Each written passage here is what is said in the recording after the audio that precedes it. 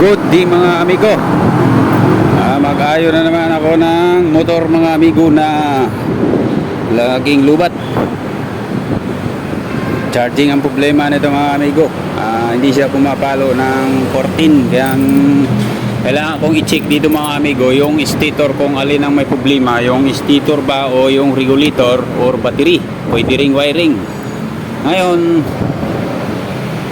para sa akin mga amigo, pag nag-check ako ng dito, stator pala, hinuugot ko lang yung sakit ng papuntang regulator. Itong papuntang regulator mga amigo, ito sa ilalim kasi yung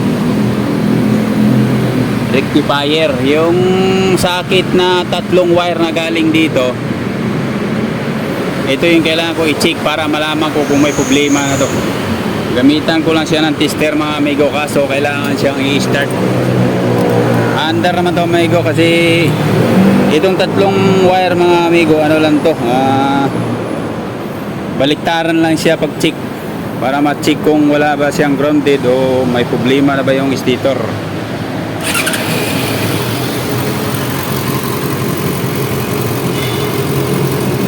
Ingatan mo lang pag ganito mga amigo, iwasan mo lang na siya magdikit. Ganyan lang pag-check mga amigo. Kailangan sa tatlong wire, pantay-pantay ito ang ilaw kahit saan ka sumundot.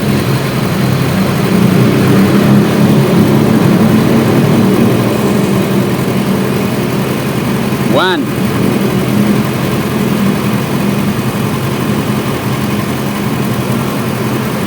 Two. May ilaw.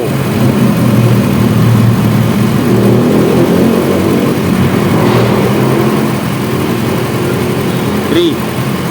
Ito, parehas lang yung ilaw kahit saan ka magbaliktad-baliktad, kailangan parehas ang ilaw. Pero kung mayroon siyang pagsundot mo sa tatlong wire, mayroong isang malabo, may problema na yung ano, kailangan wala ring ground. Pagka binody ground siya, wala siya dapat na body ground niya, hindi siya may ilaw. Pero pag dito may ilaw siya.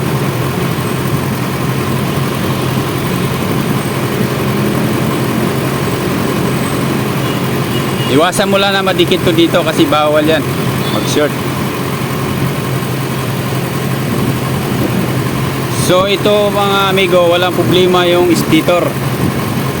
Ngayon pagka kinabit ko to sa regulator, tapos pag sinundot ko yung tatlong wire, baliktad-baliktaran ulit, ganun ang proseso dito. Tapos biglang may ilaw na mahina, tapos may malakas, hindi pantay, ang may problema yung regulator. Pero kung magsalpak nito doon sa regulator, pag tinislight mo na parehas naman ang ilaw lahat, walang problema yung stator, wala rin problema regulator, tapos mahina lang ang charging. Ang problema dyan, wiring lang. Kailangan mo lang siyang linisin mo lang bawat terminal. Eto mga amigo, wala siyang charging kasi hindi nakakabit yung ano. Salpak ko muna yung sakit sa ilalim. Medyo mahirap nga lang ikabit to kasi tago.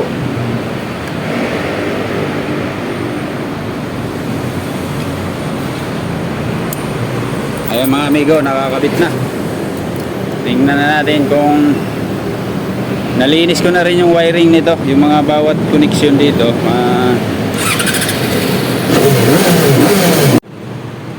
Pag mahina ang charging ng motor mo mga amigo, ito lang kailangan linisin mo mga amigo, yung mga ilalim na nakadikit mismo sa terminal.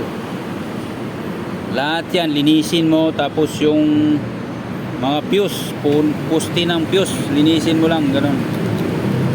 Tapos yung fuse nito mga amigo, lahat ng pusti linisin mo na rin.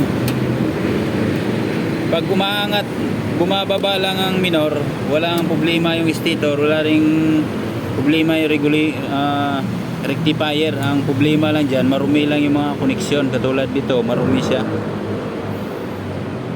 Linisin lang yan. Tapos lahat na fuse, linisin mo.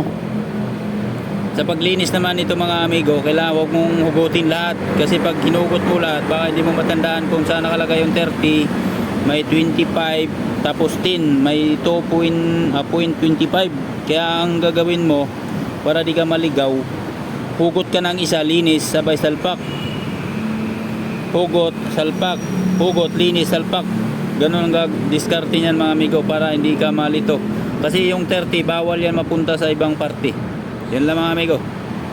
Nilinis ko na lahat na fuse, tapos pati yung terminal ng battery, dalawa. Nilinis ko na. Ngayon, check ko na yung charging kung malakas na.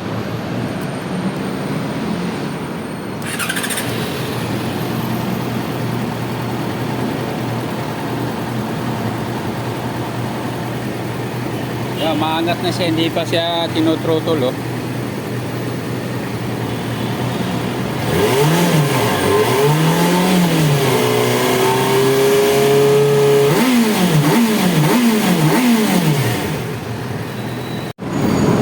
Buo na yung stator, buo din yung regulator, tapos pumapalo naman yung charging mo, umaabot ng 14. Kailangan mong i-check yung battery, kung good ba yung battery, kung luma na o hindi. Dito mo malaman yung pag-check ng battery, kung palitin na o hindi. Ito, di ba, nakita mo yung guhit. Ngayon, nakasalpak na yung positive negative dyan, i-press mo to. Pag piniris to, dapat yung guhit na yan hindi lumagpas sa bad. Pag lumagpas sa bad, palitin ng battery. Pero pag weak lang, good pa yung battery. Di naman.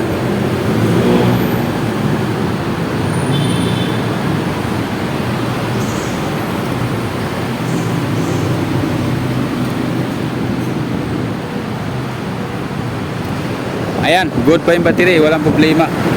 Ngayon, paanda rin natin para ma-check natin kung parehas pa.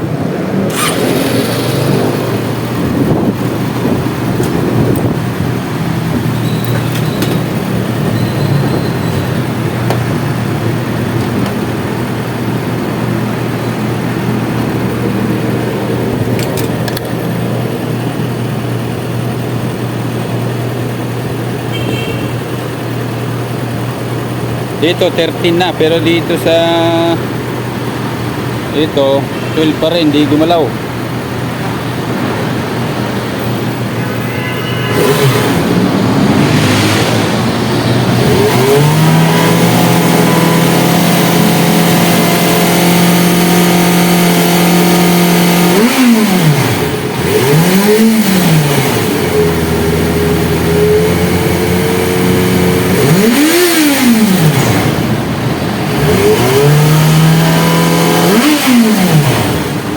So yun lang, wala pang problema yung battery.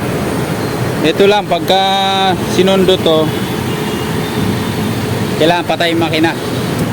Bawal to sundutin na umandar makina. Kailangan patay yung makina. Ayan.